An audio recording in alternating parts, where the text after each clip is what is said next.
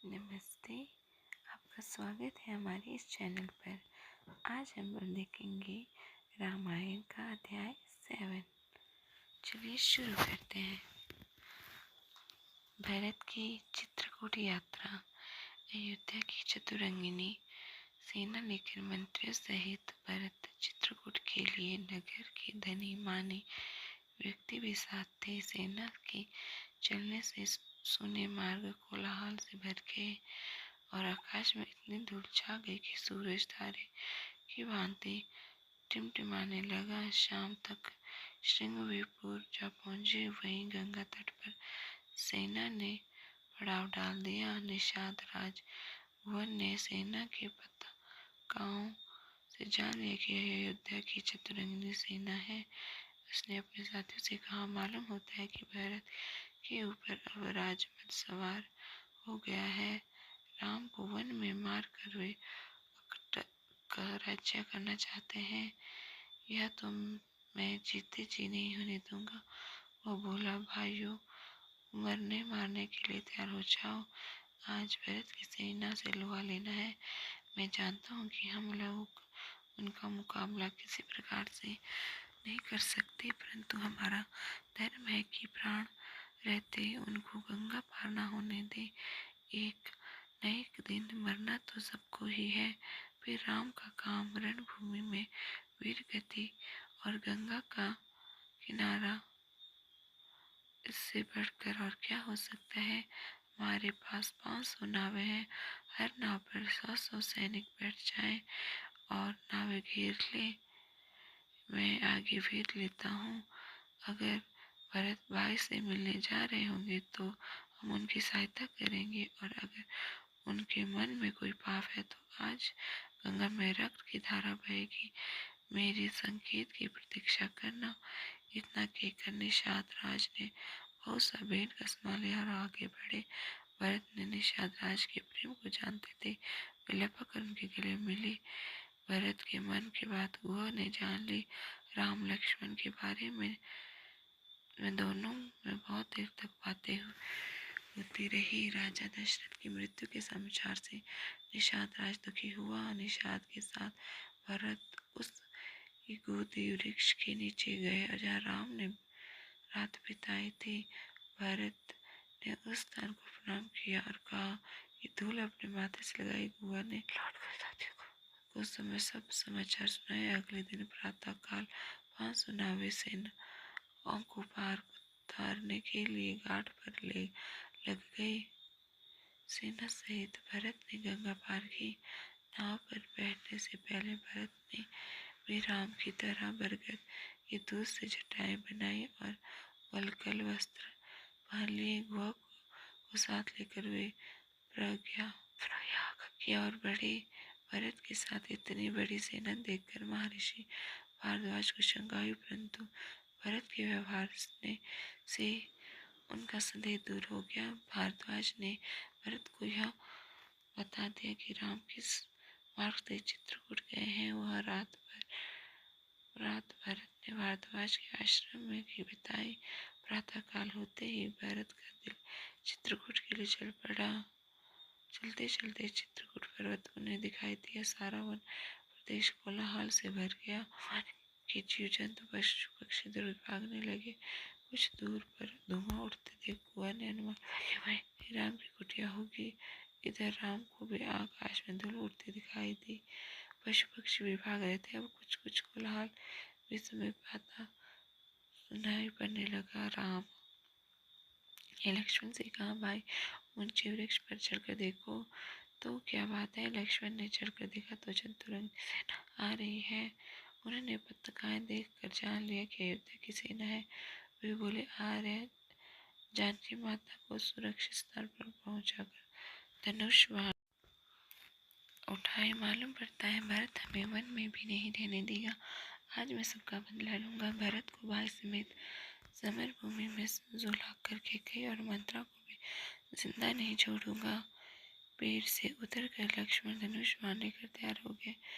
उन्हें उत्तेजित देखकर राम बोले, लक्ष्मण, वीर पुरुष धैर्य और समझदारी से काम लेते हैं, उतावली न करो। भरत साधु स्वभाव के थे। मेरा मन कह रहा है कि वे मुझसे मिलने ही आ रहे हैं, लड़ने नहीं। तुम जानते ही हो कि मुझे राज्य का लोभ नहीं है। भरत को मारकर मैं स्वर्ग का भी राज्य नहीं चाहता। हाँ, यदि तुम्हें राज्य की कामना हो तो तुम्हें भरत अयोध्या का राज्य दिलवा दूंगा। मुझे भरत का पूरा भरोसा है। लक्ष्मण शांत हो गए। इधर भरत सेना को ठहराकर शत्रुघ्न के साथ आगे बढ़े। उन्हें देखे तेजस्वी राम एक शिला पर बैठे हैं। पास ही मां सीता और लक्ष्मण भी बैठे हैं। विवेक होकर राम के चरणों में गिर पड़े। भरत को देखकर राम भी हड़बड़ा कर उठे। कहीं धनुष गिरा, कहीं वहां कहीं उतरिया। उन्होंने भरत को उठाकर छाती से लगा दिया। दोनों की आंखों से प्रेम धाराएं बहने लगी। भाई से मिलकर भरत ने सीता जी के चरणों में प्रणाम किया। सीता जी का आशीर्वाद पाकर भरत को बड़ा संतोष हुआ। फिर वे लक्ष्मण से गले मिले। शत्रुघ्न ने भी राम, लक्ष्मण और सीता जी के चरणों में प्रणाम किया। गुरु और माताओं के आने का समाचार पाकर राम लक्ष्मण उनसे मिलने गए। शत्रुघ्न को सीता जी के पास छोड़ दिया। गुरु के चरणों में प्रणाम कर माताओं से मिले। अपने कुटुंबियों और अंगरक्षियों से भी बड़ी स्नेह से मिले। सबका ठहरने या यथावसर प्रबंध करके अब श्री राम अपनी कुटी पर लौट आए। सीता को मुनि वेश में देखकर माताएं बड़ी दुखी हुई। ये अब के कई भी मन छाती पछता रही थी। जब पिताजी की मृत्यु का समाचार राम को मिला तो सन्न रह गए और अपनी उनकी मृत्यु का कारण जानकर बड़ी देर तक रोते रहे। फिर वे मंदाकिनी तट पर गए। वहां उन्होंने पितृ तर्पण किया और इंगुदी के फूलों से पिंड देते हुए बोले, पिताजी, आपके वनवासी पुत्र के पास पिंड देने के लिए यही है, इसे ग्रहण करें, संतुष्ट हो और आशीर्वाद दें। अगले दिन सब लोग राम के पास इकट्ठे हुए। भरत से ने राम के चरणों में सिर रख कर कई के अपराधों की क्षमा मांगी और लौट चलने की प्रार्थना की। राम ने भरत को हृदय से लगा लिया और अपराध और कहा, जो कुछ हुआ उसमें ना तो माता के कई का दोष है, ना तुम्हारा। जो कुछ हुआ भगवान की इच्छा से होता है। सब अपने कर्मों का फल भोगते हैं। जहाँ तक मेरे लौटने की बात है, मैं 14 वर्ष तक वन में ही रहकर पिता के वचनों का पालन करूंगा। जिस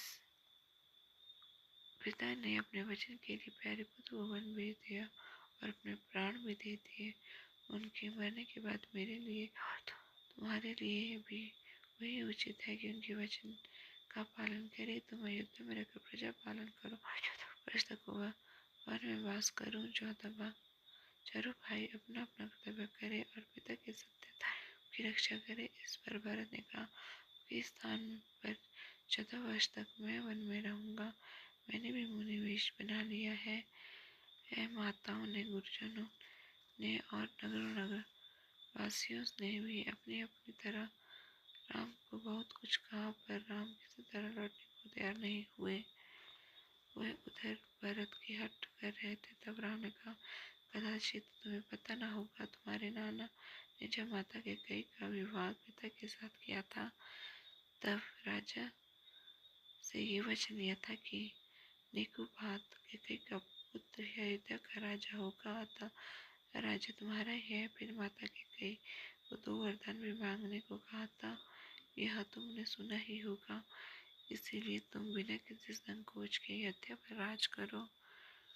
जब राम किसी तरह लौट को तैयार नहीं हुए, तब भरत ने स्वर्ण जड़ित खड़ा और राम को बनाकर कहा, अब इन्हें मुझे दीजिए। 14 वर्ष तक इनका ही राज रहेगा।